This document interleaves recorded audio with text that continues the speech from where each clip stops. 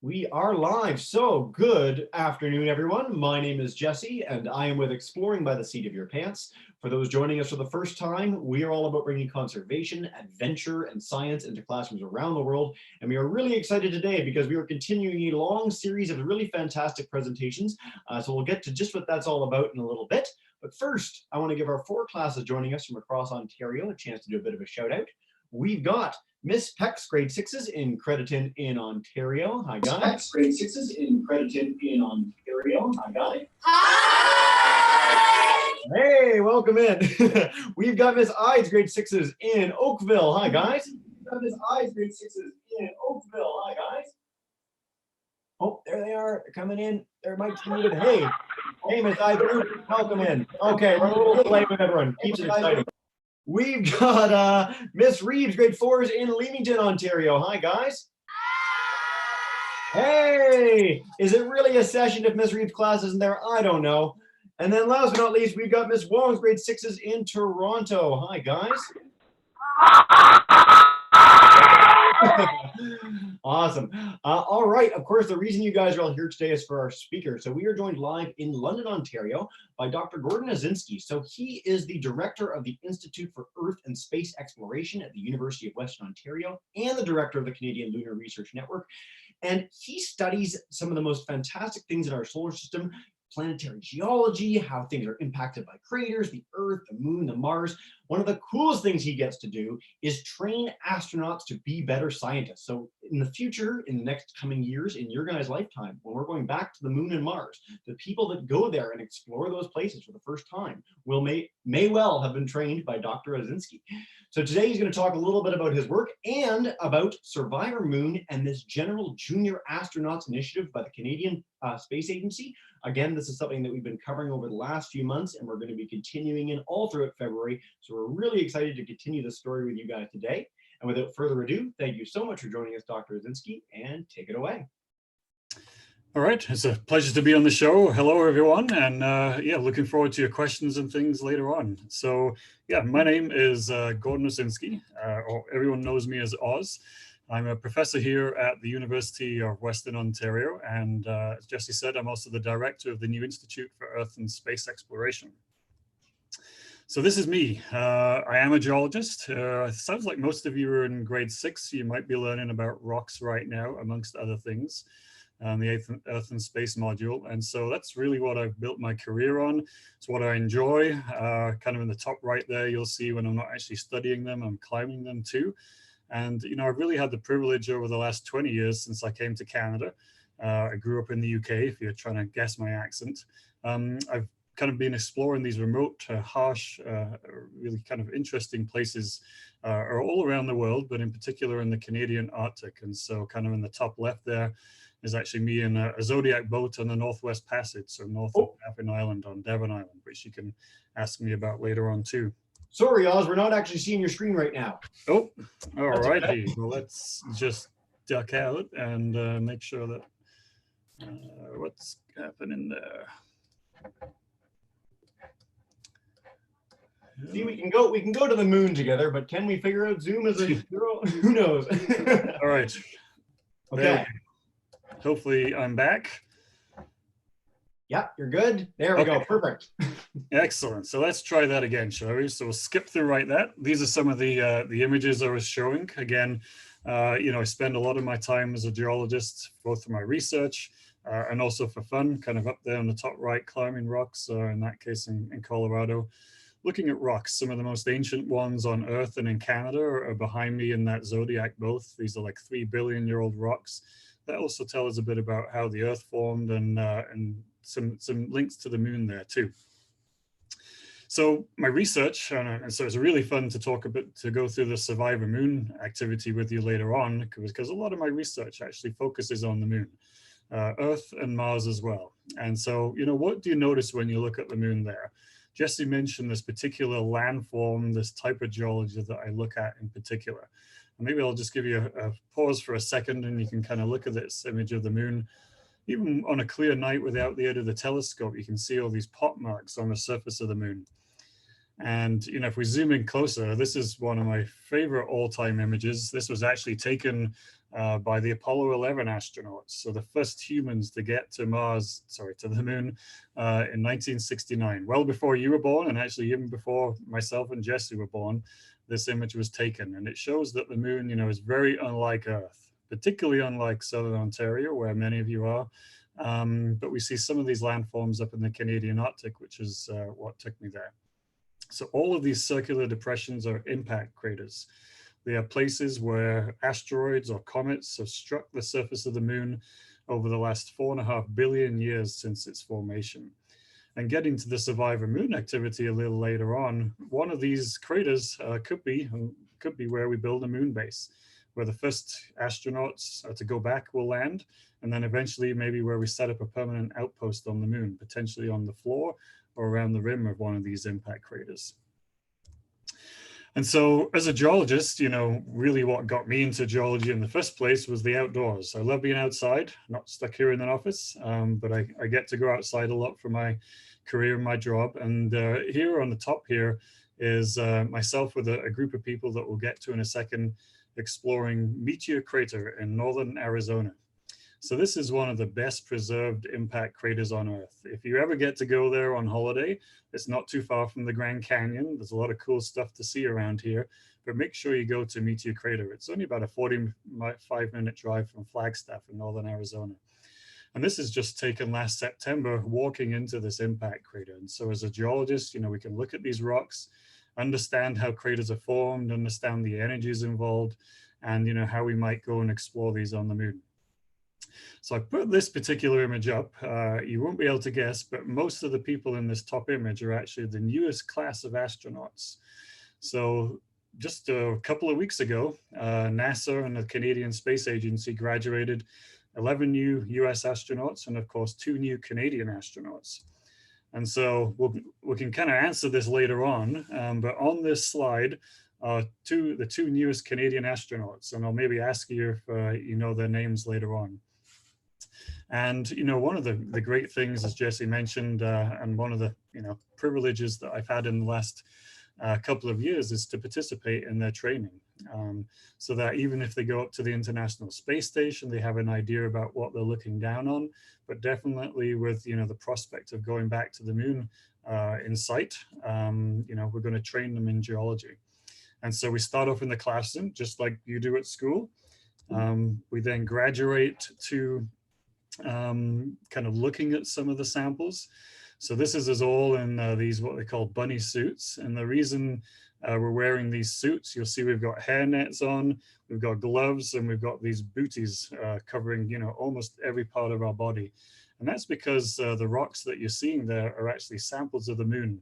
So this was in the Apollo sample lab down at the NASA Johnson Space Center. And this is where all of the samples brought back by the Apollo astronauts are stored. And so, these astronauts and myself get to kind of see these firsthand. And then, the next step is to take these astronauts out into the field. So before they go to the moon, we want to train them in, the techniques that a geologist use to explore rocks here on Earth, so that hopefully they'll eventually use this up in space. So this was just in northern Arizona, but actually how I started working with the Canadian astronauts a few years ago was with this particular gentleman. So again, hopefully you all know his face. He's not wearing a spacesuit in this, but this, of course, is David St. Jack, the last Canadian astronaut to fly in space just last year. And this is he and I up in this remote part of the Canadian Arctic, an impact crater called West Clearwater Lake, where we visited in 2014, actually. And you might think, well, why am I taking astronauts up to the Arctic? Well, it's much like a space mission. It took us 3 days to get there, which is about the same time it'll take to get to the moon. Our spacecraft, is not a spacecraft, but our vehicle to get there is a single otter on floats. And of course, we're exploring by boat and on foot, as opposed to wearing our spacesuits. And so training the astronauts in this, it's also a very remote and quite dangerous environment at time too. So the astronauts can kind of practice their skills of living in these harsh remote environments. So enough of me. These are some of the links that I've had and the astronauts that I've been working with over the last few years. But really, you know, one of my goals is to get to the moon, to get Canadian astronauts to the moon, and to get those samples back for us to study here on Earth. And so enter the Junior Astronauts Initiative. You're all a little bit too young to go there yourselves yet, but this new initiative by the Canadian Space Agency has, you know, a few objectives. We want to get you know, your classrooms, but your friends, your families, excited about not just space, but excited about science and technology in general by using space as a hook. We can learn about all sorts of things, you know, from math and physics to chemistry through using space. We also want to inform you that, you know, becoming an astronaut, maybe many of you do want to become an astronaut, that's fantastic, but there are hundreds of other careers that you can have, like myself, and still participate in the space program. You know, we need almost people from every walk of life and every background. We need people, we need lawyers, we need doctors, we need artists, as well as scientists and engineers. And so that's part of the Junior Astronaut Initiative too. And again, we want to kind of show how you can play a role in future missions to the moon that are hopefully going to, you know, start off again for Canadians in the next few years. So if you don't know about the Junior Astronauts Initiative already, I'm sure your teachers have the link and we'll be sharing that a little later on. This is what you'll find when you get to the Canadian Space Agency's page. And there's lots of cool information about how to get involved. And, you know, so why should you participate? Well, there's two kind of, you know, big incentives here for the teachers. So if you participate in one of the streams that we'll get to in a second, you can basically enter a draw to have a Canadian astronaut or a space expert, maybe even me, come to your classroom this spring and you know, talk about space. And for all of you kids in the classrooms out there and online, if you sign up and do one activity, just one activity from each of these three streams, your name will be entered in a draw to go to the Canadian Space Agency this summer for a week-long space camp. So, I mean, how cool is that? I wish that existed when I was a kid. And I think it'd be an amazing opportunity, you know, for you to go to Montreal to train like an astronaut, essentially, in this junior astronaut program. So a few important dates, because some of them are coming up quite soon. So you've really got until about the end of February into early March to do the submissions for your classroom and to get your individual submissions in too. Then sometime in March, there'll be announcement of the winning schools and organizations. And then in July or August this year, you could maybe see yourself, you know, spend a week in Montreal being a junior astronaut. So I mentioned three themes. So the Canadian Space Agency has put together with a variety of partners a whole bunch of fun activities, and we're going to get to one in a second. And these revolve around science and technology, fitness and nutrition, and teamwork and communications. So, you know, there's all sorts of cool things that link all of these. And of course, you need to be good at all three of these kind of categories to become an astronaut. Okay. So today, and hopefully while you signed up, you're going to go through the Survivor Moon activity. So this is something that actually NASA put together a little while ago. And here's the scenario. So this is just an example of one of the activities. I'm going to go through it a little bit. I don't want to give you the answers because that will just spoil your fun. And hopefully we'll have a lot of time at the end if you've run through it already. Hopefully, you know, you can come to the other classrooms and myself with some of your answers, maybe some questions you haven't. And then if you haven't done it, it still kind of leaves you room to go off and have some fun and do this activity yourself. So the scenario here is that you and your team member are astronauts from the Canadian Space Agency heading to the moon. But on the way there, you kind of get blown off course and you land about 50 kilometers away, which, you know, on Earth is a long way, but on the moon, it's even further. You know, there's no road network. You can't get a bus back to your space station. And so, you know, you're stuck there 50 kilometers away. And on board, you have 15 items. You kind of have this kit of 15 items, and you've got to rank the priority of each item. You can only keep a certain number of these to get you from where you landed to your kind of lunar base. So let's go through a few of these and kind of think about how you would rank these items. So this is a list of the 15 items, and there's a pack that teachers have if you want to run this activity in your classroom. And so I thought what we would do now is I'll just run through a few examples of these, throw out some ideas of some things for you to think about, and then we can just open it up to a big question and answer period. So let's just jump right in. So a stellar map. First of all, what do we mean by a stellar map? So basically it's a star map. This is something that on Earth we can use for navigating by the stars. So is this useful on the moon? You know, can you see stars from the surface of the moon just like you would do on Earth? And could you use this to your advantage? You know, could you use this to maybe get back to your lunar base?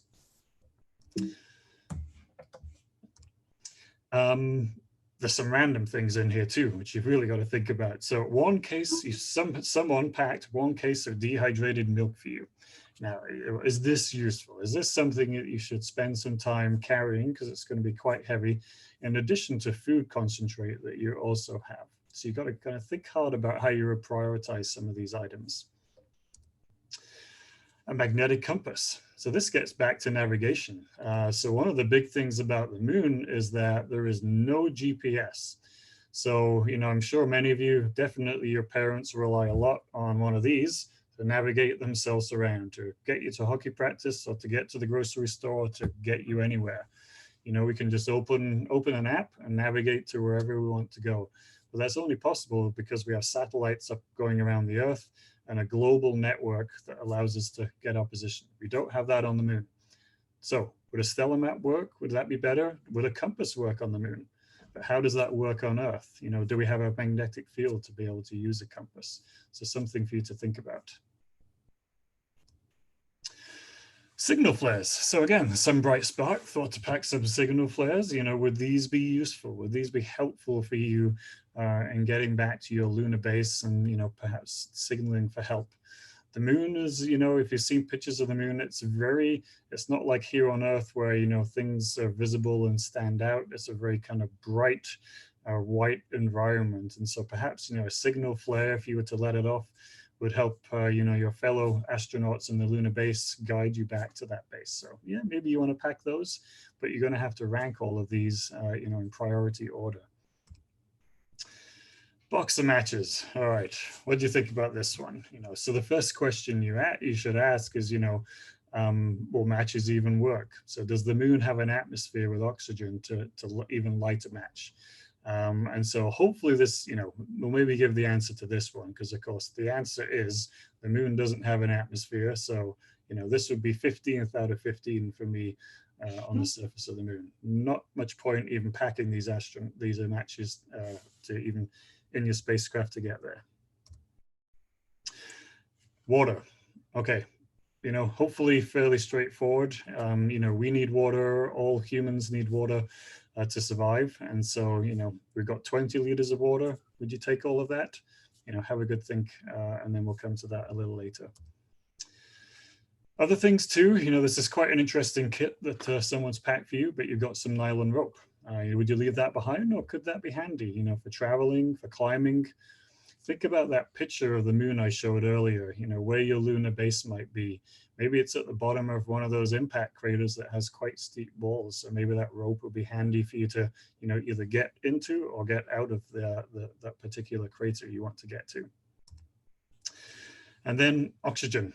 So again, it's something, you know, it makes a lot of sense. We take it for granted here on Earth. You know, you can walk outside your classroom and just breathe. Of course, you can't do that on the surface of the moon as an astronaut. And so, you know, we need oxygen to breathe. And so you got to think about, you know, the weight of carrying all of this too. Okay, so in the, I think the interest of time, we kept that fairly short because I really wanted to open it up to, you know, lots of questions. I think some of you have maybe gone through this activity already, so we can kind of get to that, discuss that as a group. And if you haven't done it, we didn't want to kind of spoil the whole activity too, so that you can kind of go off and do this in your own time as well. And so with that, I think we'll stop screen sharing, Jesse, and hand it back over to you. Fantastic. Well, thank you so much, Oz, for that fantastic presentation. And again, taking us through the entire Survivor Moon activity right here with us, which is great. I want to note for our classes too, as I said, we've done a number of sessions on some of the other fantastic activities in junior astronauts. So you can check those out on our YouTube page as well. And I'm also going to provide the link to junior astronauts to all the participating classes when we're done. So if you guys aren't affiliated with the program, if you haven't signed up for some of these activities yet, you can do so. So as I said, we're going to dive in with Q&A. So this could be a number of things. These sessions are really unique in the sense that you can ask him about his personal work, all the stuff he's done with astronauts and his scientific expertise. We can dive in with junior astronauts, asking a bit more about the program. Or if you guys have done the activity or in the middle of doing the activity, you can tell us what you think. Some of the things might be good, bad on your list. Some of the things you might want to debate with other people. So the world is your oyster. That said, I'm going to turn it over to Ms. Reeves' class first. And if you guys have a question or comment or want to talk about anything, let's do it. Oh, we also have a few classes on YouTube. I know we've got the Laurel Spring School, so hundreds of kids all over the world. It's great. I appreciate you guys being in. For any of our teachers, please type in questions, type in comments, and I'll take some of your questions as well. As I said, Miss Reed, let's go to you guys to kick us off. And yeah, come on up. Oh. Is your audio on there, Miss Reed? You should be demuted. Let's see. There we go. You're good. Yeah. Like the Earth, does the moon have a force field? Ooh. Super interesting. So by a force field, you know, we don't, if you're kind of thinking of a force field, maybe the magnetic field is the closest kind of thing there. The moon has gravity like the Earth, which is something separate. It's a lot lower, which means, you know, if you've seen the Apollo astronauts jumping on the moon, they can jump a lot higher. So there's lower gravity on the moon. And then a magnetic field is a big thing that the moon is lacking. And so that's why, you know, to give you the answer to one of those questions, you know, a magnetic compass wouldn't work on the moon like it would here on Earth, because the moon doesn't currently have a magnetic field. The magnetic field also, you know, kind of acts like a force field because it also protects us, you know, from solar radiation too. And so that's something else that, you know, is not part of this activity, but that you've got to think about when we go to the moon too. Yeah, I love that question. I've never heard a phrasing of a question like that before. That yeah, but you can totally think of, you know, the magnetic field as a force field. Yeah. We did just get our first question from a group on YouTube, and that is, you talked about going to the moon. You talked about these expeditions that take several days here on Earth. How long would it take for a spaceship to get to Mars? Oh, you know, with our current technologies, it depends where kind of in the system the Earth and Mars is. But, you know, most scenarios for getting humans to Mars is something like on the order of 6 months. You know, perhaps 4, but perhaps 6 months. And so it's like an order of magnitude, you know, more difficult and longer than it is getting to the moon, which is, you know, really a mere 3 days. Yes, that's funny.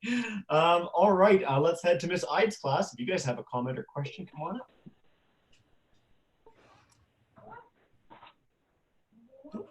Hello, go ahead. Yeah, take your time, no hurry.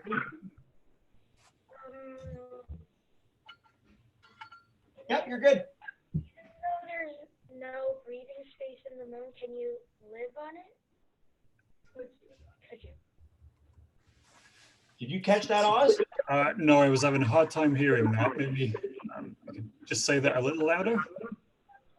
Could you live on the moon? Could you live on the moon if you had like a station or something like that? Yeah. Yeah. Yeah, so, you know, the answer is yes, but not like we do here on Earth. Again, one of the big differences is that without an atmosphere, you know, you couldn't be on the surface of the moon without a spacesuit. You would die rather quickly. And so, you know, we don't have the air to breathe. And then also there's, we have day and night here on Earth. The lunar night is really challenging. It actually lasts 14 days, unlike here on Earth. And during that time, the temperatures can go well below, you know, minus 100 degrees Celsius and way colder than that. And so, you know, the moon is a very extreme environment. You know, we think we're pretty hardy here in Canada, you know, when it gets minus 20 and 30 degrees and you're playing outside. But, you know, the moon is more extreme than that. So we could live on the moon, but we need a lot of technology to help us out. So we need a station, and anytime we leave the station, we need to wear a spacesuit to have that oxygen and that protection from the moon's environment. Fantastic question, guys. All right, let's head to Miss Peck's class. If you guys have one, go for it. Let's head to this text class. You guys have one? Go for it. How old do you have to be a senior astronaut? How old do you need to be a junior astronaut? Yeah. Oh, so this is for the Canadian Space Agency's activity. You know what? I don't know the age off the top of my head. Maybe Jesse has the age, or we can. Yeah. So grades 6 through 9, like anyone can do these activities. Any class can sign up and do these. If you're in grade 4, grade 3, and you want to do things like Survivor Moon, you are welcome to do that. But in terms of getting an astronaut visit and going to space camp, grades 6 through 9, whatever age that is, some kids are a little younger in grade 6 and some kids are a little older in grade 9. But if you're in those ranges, you can take part and take part. So every class today is within that range, I think, except for one. So yeah. Yeah. Thanks, Jesse. Welcome. All right. Did you guys have another question? That was just like a really quick one. If you have a second question, go for it. Just like a really quick one. If you have a second question, go for it. Yeah, we were also wondering about the crater that you were telling us about in Arizona. How big is it and how was it made? For sure. And so, yeah, if you get to visit any crater in the world, this is definitely one of the most accessible ones. This may not sound like, or it might sound quite big, but this is 1,200 meters across. So it's 1.2 kilometers. But by standards of the moon and, other planets, this is actually really quite small. And this was formed about 50,000 years ago, which again, in human time spans is quite a long time. But, for myself as a geologist, who typically thinks about timescales of millions of years, this is actually quite recent. And the really cool thing, if you go to Meteor Crater, is that there's a museum there with lots of hands-on exhibits. And there's actually a piece of the iron meteorite that formed this crater. So it took a meteorite, maybe 40 meters across, so 40, to form a crater, 1.2 kilometers across. So this bit of rock or iron came in so fast that the energy released was just immense and left this really giant hole in the ground. But yeah, no, great question. Very cool. All right, let's head to Scarborough, Miss Wong's class. If you guys have a question. The question was, since gold's made from supernova, like when stars die, but what do you think the amount of gold is on the moon? Yeah. Well, okay, amount of gold on the moon. Well, that's a really interesting question. And yeah, you're quite right about how metals are formed, and gold in particular from supernova. We think there's a little bit of gold on the moon. The moon doesn't have as much metals as the Earth overall, so it's going to be a lot less than Earth. But that question of resources and metals in general is a big reason we want to go back to the moon, because the honest answer I should have given you is probably we don't really know how much. And so it's a good motivation for going there. Yeah, great question. I love it. We're going straight commercial with the questions now. We're going to explore it and then we're going to exploit it. No, but I think that was a really great comment by the student, and it touched upon something that you sort of followed up on. But I mean, most of the elements that comprise our bodies and comprise the Earth were forged in the heart of dying stars and scattered across the cosmos in these cataclysmic explosions. Like, it's one of the most amazing facts in all of science. So I'm really, yeah.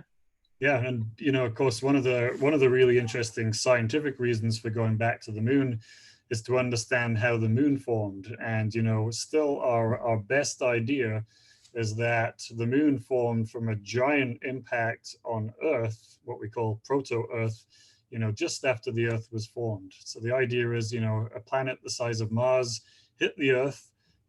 Out of that came a huge amount of debris, and out of that the moon formed. And so that too is like a mind-boggling thing to think about. And so there's lots of questions around that still, which is another one of the reasons we want to go back and get more samples to bring back to our labs and explore that hypothesis in more detail. You had said earlier too that there's so many jobs in NASA, the Canadian Space Agency, for people well beyond astronauts. If you want some of the best concept art in history, it's this picture of this Mars-sized planet smashing into the Earth, and you have this molten blood red Earth with this new moon. It's very cool. Yeah. All right.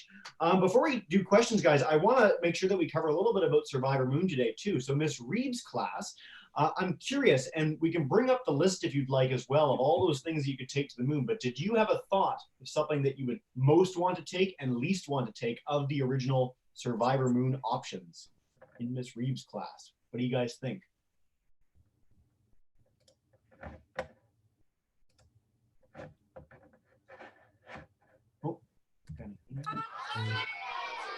Oxygen. Oxygen number one. Yeah, what's dead last? What's 15th?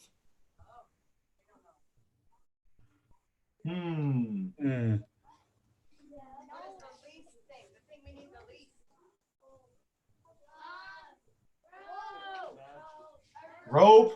We don't need rope. Matches. We don't need rope. We don't. Okay. So I like these answers. I want to check out with some of our other classes, and then we'll come back to these in a second. So Miss Ikes' class, what do you guys think for things you really want and things you don't want at all?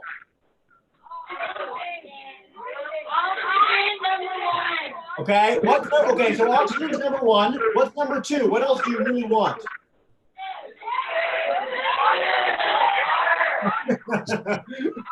That's chaos. Food? Did you guys say food? Yeah. Okay. What don't you want at all? Okay. So let's just say we've established that like oxygen's really good, food, water, and then rope was near the bottom, matches near the bottom. How about Miss Peck's class? Matches near the bottom. How about Miss Peck's class? We have a question about the stellar map and if it's still useful if you're on the moon, since the view of all the stars would be so different. Yeah. Yeah, no, that's a great question. So without GPS, so global positioning systems and a compass, actually the stellar map is going to be one of your most useful ways of navigating. You know, we know enough to know how the stars will look like from the surface of the moon and really any point on the surface of the moon, you know, just like we do on Earth, where, you know, the hemisphere you see if you're in Australia is different to here in Canada. And so actually, yeah, you know, I would rank that stellar map pretty highly, because 50 kilometers is a long way to kind of navigate through all of those craters without knowing exactly where you are and where you're going. Yeah, very cool. Good question, guys. All right, how about Scarborough? What do you guys think? Oxygen. Okay. Yeah. Water, yeah. Anything else really important?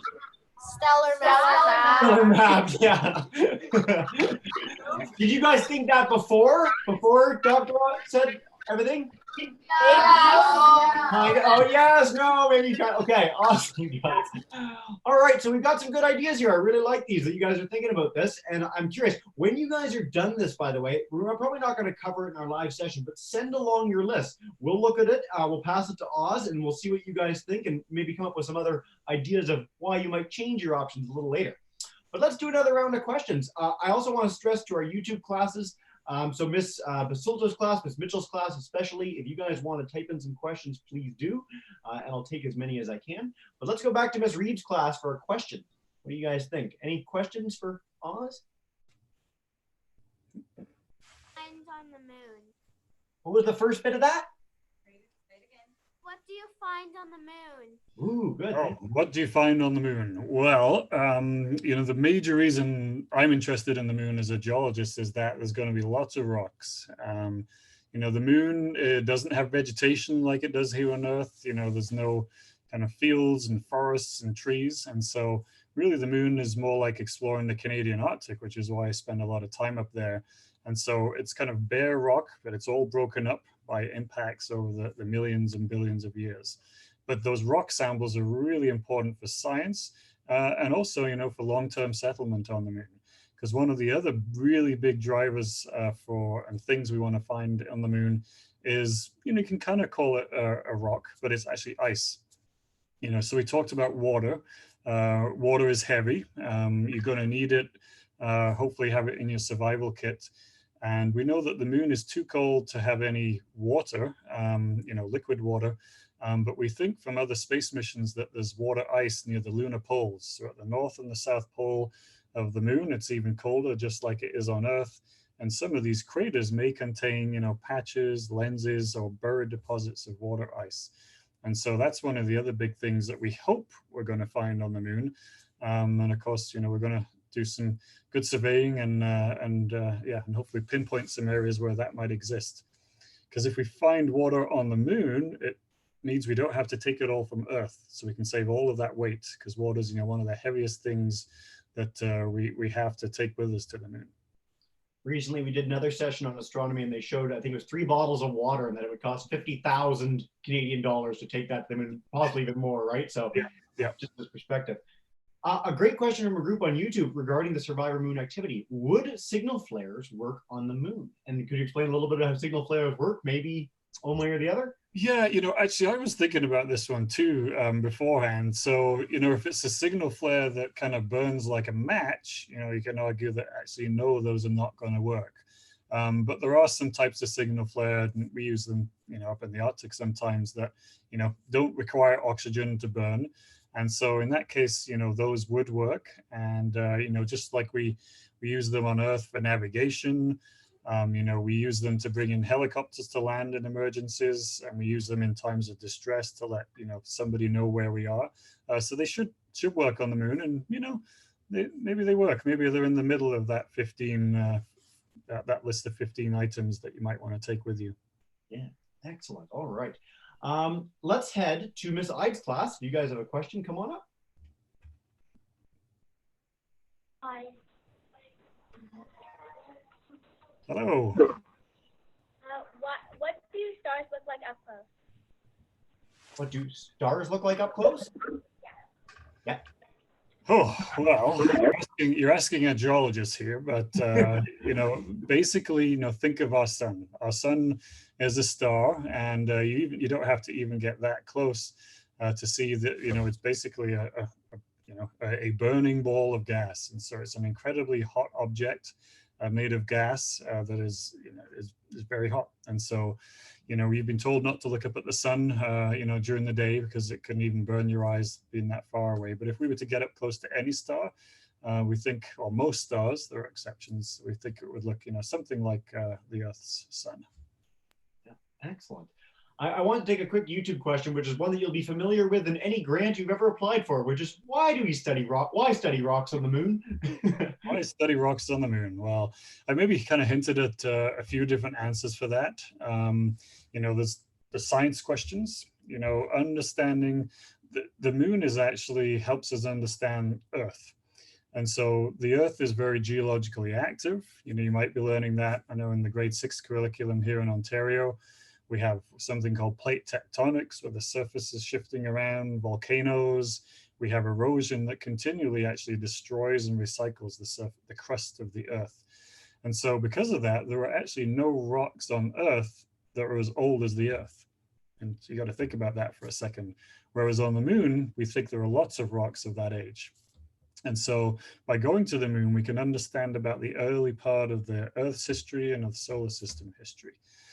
That's one answer. I talked also about how the moon formed, and this idea that a giant object hit the Earth early on. So, that's another reason too. And then another big thing is the resources we kind of hinted at. And actually the primary resource we want to find on the moon is water. Not to bring it back to Earth to sell, because that would be ridiculous, because we have lots of water here. But, to find the water on the moon, to use, to drink there, and maybe even, to send it out to Mars and beyond, to enable us to use the moon as a stepping stone, as a base for further exploring the solar system. Because as Jesse mentioned, just a simple bottle of water costs thousands of dollars to launch from the surface of the Earth out beyond our gravity well. Fantastic. All right. I'm really glad we got that question, so I wanted to pass it along. Let's do 2 more, guys. So we'll go to Miss Peck's class first. Do 2 more, guys. So we'll go to Miss Peck's class first. That water on the moon? We have some questions about what it would look like to find water on the moon. What would that be like? What are we looking for? You know what? You could ask probably 100 different scientists. And was there a follow-up question there? Let me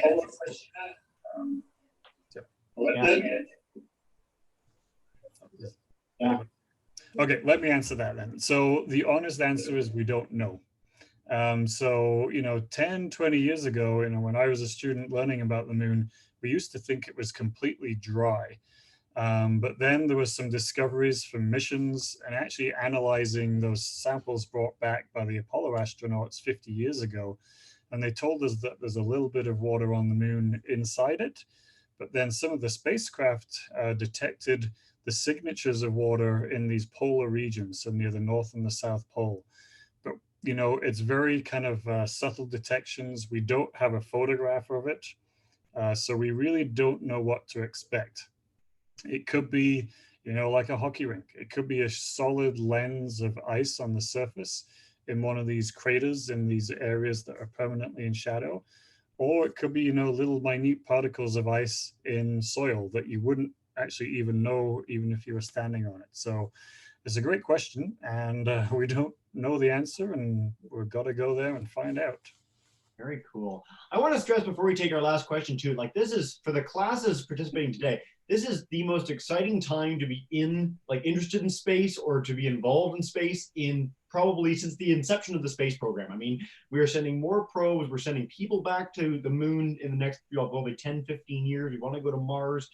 We have these ambitious plans for missions, and it's a really exciting time. So for you kids who are literally the age of the next generation of astronauts, things like junior astronauts are really exciting and great opportunities to learn more, get engaged, get involved, and be excited by all this. So just want to stress that. And with that said, let's go back to Scarborough for one last question to Miss Wong's class. If you guys want to wrap us up, come on up.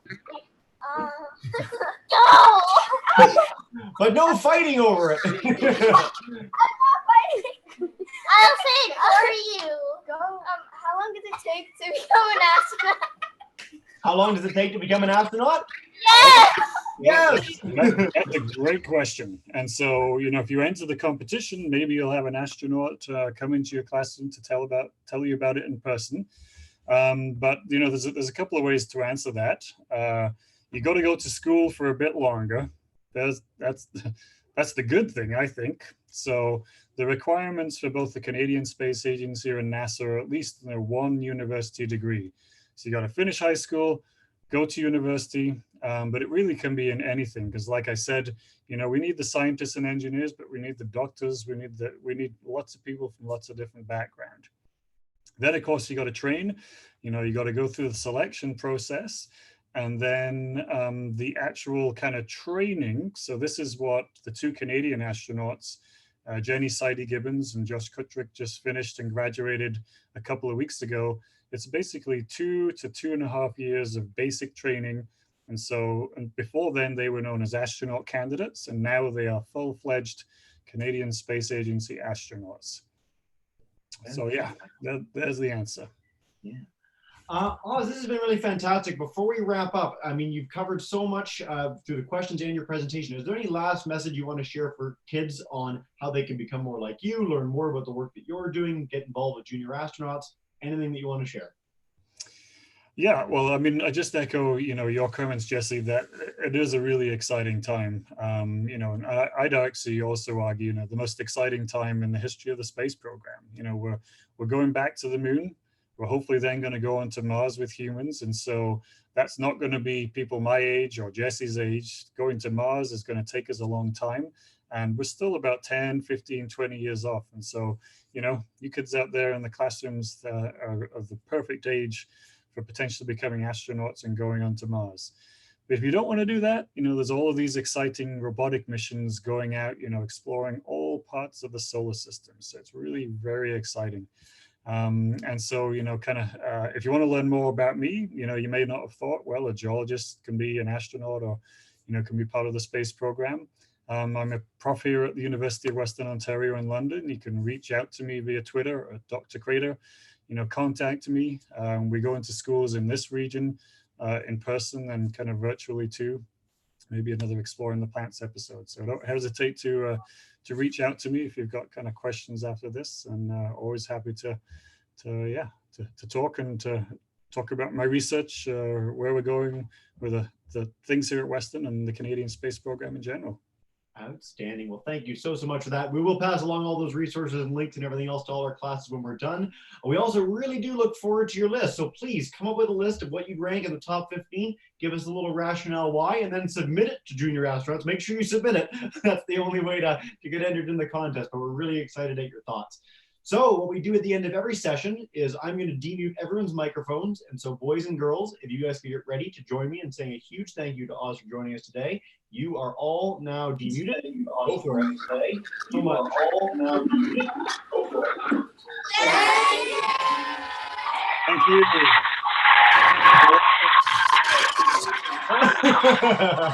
Oh no, we've gone mad. Thanks, guys, to all our classes. I love the enthusiasm. Thanks so much for taking part. Do check out those other sessions on our YouTube channel. We'll pass along links for that when we're done. And Dr. Osinski, thank you so much for joining us today. We really appreciate it. You're very welcome, and hopefully we've got some new junior astronauts out there. I sure hope so. I think so too. All right, have a